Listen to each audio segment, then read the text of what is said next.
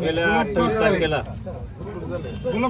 सकाळी 8:45च्या सुमारास अचानक बातमी आली आणि अजितदादांच्या विमानाचा अपघात झाला अशा पद्धतीनं पूर्ण महाराष्ट्रामध्ये खऱ्या अर्थानं ती बातमी पसरली।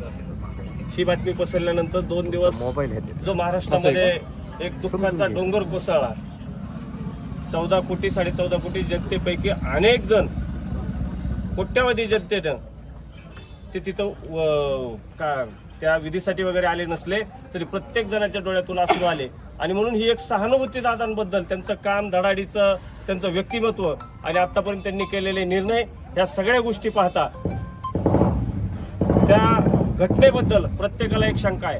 आणि शंका येण्याचं कारण म्हणजे अगदी इतिहास पहा, राष्ट्रपिता महात्मा गांधींच्या बाबतीत अपघातातच ते गेलेले आहेत, त्याबद्दल अजून गुढ कळलेला नाही किंवा काही गोष्टी अपघातानं अशा पद्धतीनं मारल्या जातात एखाद्याला, किंवा तिथून पुढं स्वर्गवासी इंदिरा गांधी असतील, स्वर्गवासी राजीव गांधी असतील, स्वर्गवासी गोपीनाथराव मुंडे असतील, आत्ता 6 महिन्यापूर्वी ज्यांचा अपघात झाला ते गुजरातचे माजी मुख्यमंत्री, त्यांचाही अशाच पद्धतीने अपघातात मृत्यू झाला। आणि आत्ताचं हे गेल्या 28 तारखेला झालेला हा अपघात म्हणून जो काही ज्याच्याकडे पाहिलं जात आहे तो अजितदादांचा अपघात। आणि मग अशा पद्धतीने ज्या वेळेला ही घटना घडते, मग आजच्या पार्श्वभूमीत परिस्थिती पाहिली, दादांचं निघणं, दादांचं कॅन्सल होणं आणि रोहित दादांनी जे उपस्थित केलेले प्रश्न आहेत, विमानाची चौकशी झाली पाहिजे, जुनं विमान ज्याला बंदी असताना ते का आलं, पायलटच्या बाबतीत शंका व्यक्त केल्या आणि अनेक जण आता दादांना ट्रोल करतायत।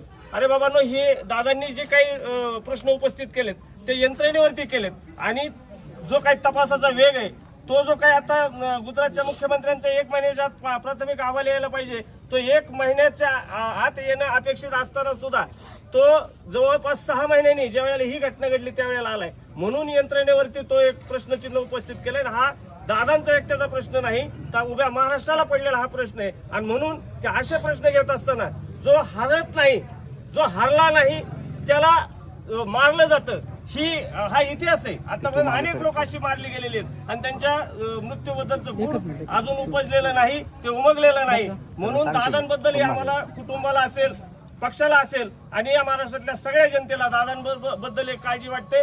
म्हणून दादांना हा प्रश्न उपस्थित करत असताना त्यांच्याही जीवाला धोका होऊ शकतो ही भावना प्रत्येक कार्यकर्त्याची आहे। आणि म्हणून आज हे निवेदन राष्ट्रवादी काँग्रेस पार्टी शरदचंद्र पवार, राष्ट्रवादी काँग्रेस पार्टी अजितदादा गट आणि राष्ट्रीय काँग्रेसच्या माध्यमातून दादांना Z+ सुरक्षा लवकरात लवकर शासनाने द्यावी या मागणीसाठी आम्ही हे आंदोलन म्हणजे निवेदन आज प्रांत कार्यालयामध्ये दिलेलं आहे। याची शासनाने दखल घ्यावी हीच